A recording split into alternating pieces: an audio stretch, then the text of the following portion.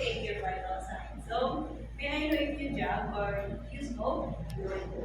Okay, so kapag nag-smoke si patient nyo, ilang minutes? 10 to 15. Kapag nag-jog? 5 to 10. Okay. So at least alam. Ayan, so with that, I'm going to leave you for a couple of minutes and I'm going to prepare materials. Okay? So the materials needed are two canister, one for the cotton and then one for the trash. Kapag may nakita ng plastic, this is the trash. Skip the basic with the forceps. Alcohol. Speed manometer yung set niya. Anong nga ulit?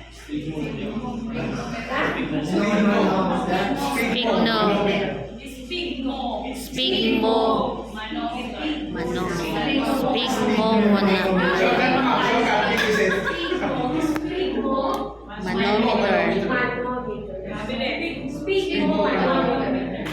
Spigmo Manometer, okay, the cup and the stethoscope, the pulse oxy and the thermometer. So, as you prepare the material, so you need also to sanitize it. Okay, so first,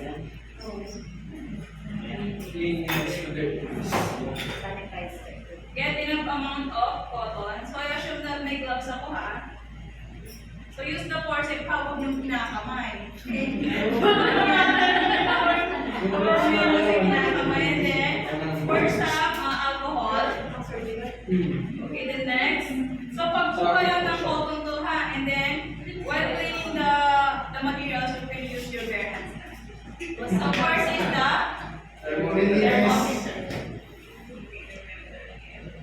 Okay, so first is get the cotton and then, so cleanest to dirtiest tayo. When we say cleanest, pagkuha ko na dito to, madumi ba ito malinis?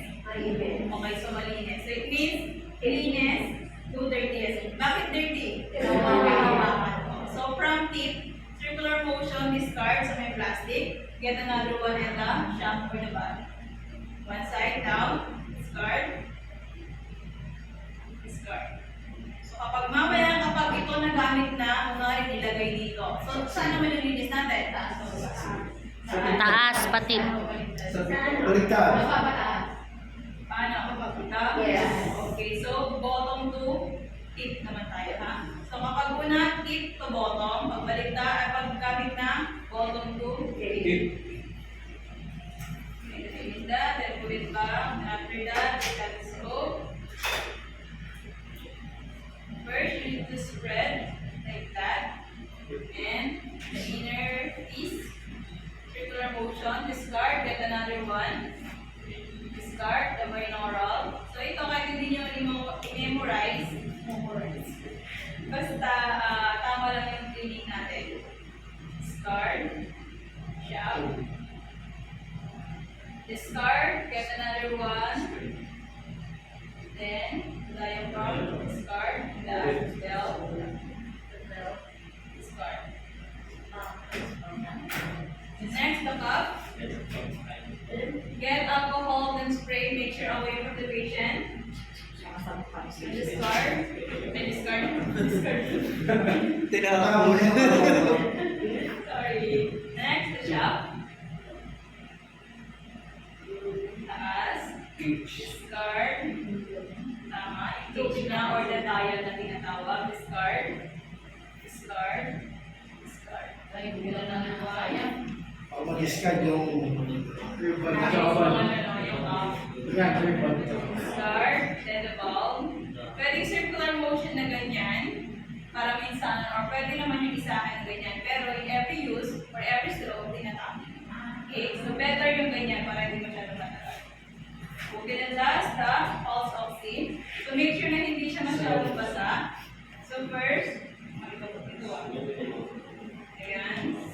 Then, discard, discard, discard, discard. Then dito, make sure hindi siya masyadong basa. Okay? Discard. After that, after sanitizing the material, so assuming that I remove my gloves, wash my hands, sanitize, and wear another set of gloves. Then, go back to the patient. Yan, so hey ma'am. So, di ba, hindi pa makakabis na ng So, hi ma'am, already gathered the material. So, can I get your information? What's your name, ma'am? Sorry, your name is school.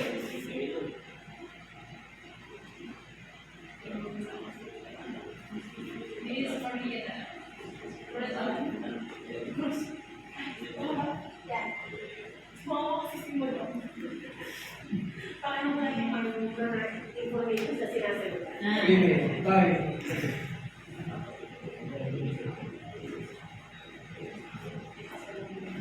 Anong date niyo ngayon? 0 to 16. 24.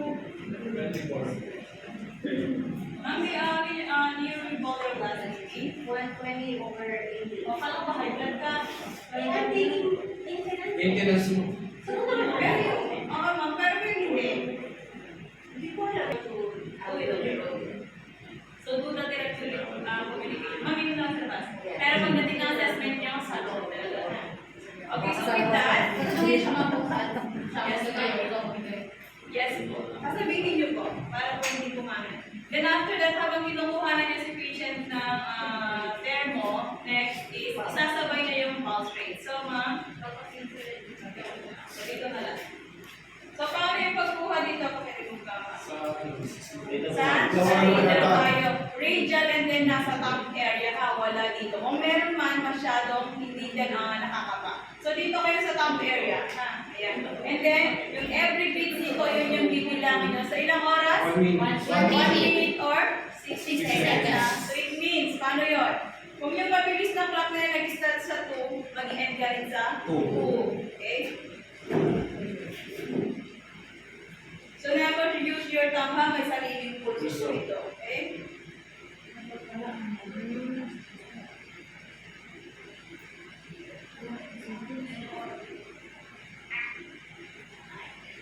Dapat hindi alam ni patient yung na kinukuhanan niya siya. Bakit? Kasi may possibility na baguhin niya. Pwede niyang bilisan or bagalan. Gumagano pala.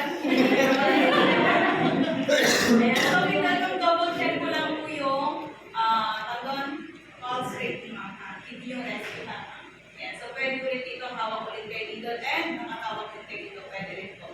Bakit? Kasi yung hindi na ni patient naman yung pinukuha niya dito. Inhale, exhale, 1 count. Inhale, exhale, 2 count. Yan. So, kuha po. Ilang seconds?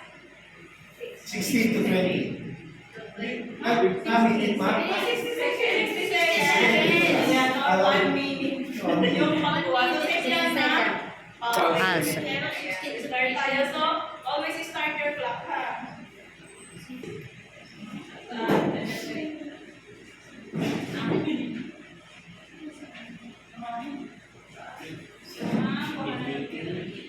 Yeah, so make sure yung client niya naka-armrest ka. Magtanong lang. Yes. Paglasing po ba ibibigay, hindi po ba? Pwede naman po, kaso medyo ano po yun. Yeah. Yung palpitation. Oo, mas malakas yung palpitation. So, ngayon po na, make sure po, nasa side kayo ng area ni patient ha dito. Wala po dito sa side dito ha. Dito po. Yan. Karamihan, dito po sa mga likod ng muscle yung pulso natin ha. Yan. Sa mga lalaki talaga nasa likod ng muscle sila. Hindi ko nga alam, minsan lalaki pa talaga. Yung sa kanya nahirapan natin. Yan ang magpagkala sa pulso niya eh. Hindi na. Sa kanya, biglang nawawala. Ay, napakahirap po hanapin ang pulso niyan, ma'am. Ano sa akin Na lang. Ayun. And then make sure po is nag-lipid lang tayo ha. Not too tight, not too loose. Kasya dapat ang dalawa. Daliri. Tawag doon. Nag-lipid. Yan. Kita mga tao. And kung magmeron ka dito, pwede niyo pong isabi na open nyo lang dito. Ito rigid.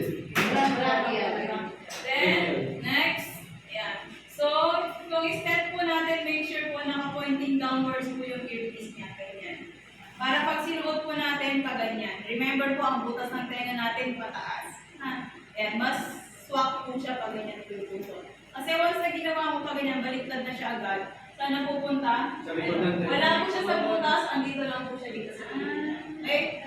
So, proper po dapat ha, pointing downward po, earpiece po para mas marinig nyo ha. Then, make sure din po, na ito, yung diaphragm niya ay naka-open. Ayan. So, pag tinel mo yan, ayan. So, kahit anong paro mo yan, wala kang naririnig. Ayan. So, pag tinel mo ulit, ayan, konting tap mo lang maririnig. Kung mamaya, naka-close yan, tapos may marinig, wala akong marinig. Naka-close. 120 second pa rin ang cluster tip. Yung mismo sa- 150 ang back natin. So make sure po medyo lagyan nyo rin ng konting pressure ha. Medyo i-iin nyo rin ng konti po. Then, turn right po sa valvuhan. Turn right kapag maglalagay tayo ng hangin. Pag mag-i-inflate tayo. When you inflate, turn to left naman. Okay? Right, inflate, deflate, left. Iko, inflate tayo, right. Then 150. Kita mo nga. Isa pa. Ay, dali. Yan, so sa pagkuha ng vital sign, 2 to 3 times po, 2 beses o 3 dito. Then the rest, doon na sa kabila ko din po.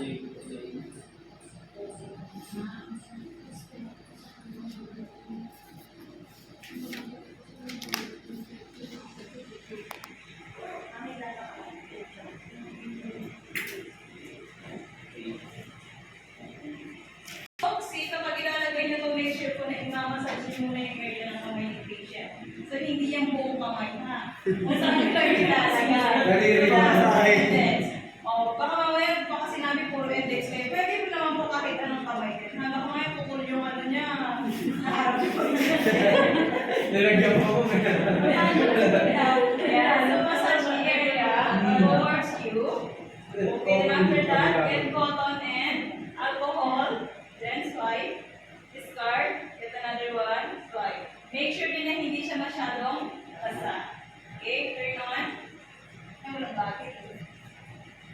Ayan, kapag meron pong battery doon, doon kasi, di ba, meron nakalagay yung SPO2, it means yun yung kukunin nyo. Yung PR, yun yung kinuha natin dito, which is hindi tayo nag-digital, nag-manual tayo kanina, di ba? Yan, so may SPO2, yun yung kukunin nyo, ha? So, lagyan natin kunwari na lang.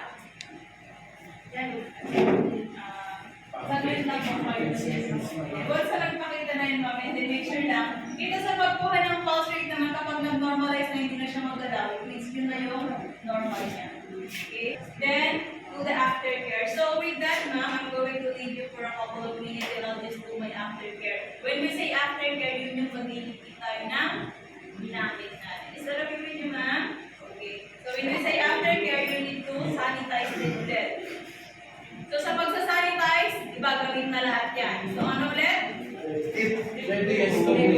Tape ulit. Ay, hindi ma'am. Hindi ma'am. Discard. Same method. Discard. Pwede siguro tawag na dali. Ayan, then after that, kung paano yung linis natin sa the rest, yun din yung linis natin, okay? Ang naiba lang, ito lang.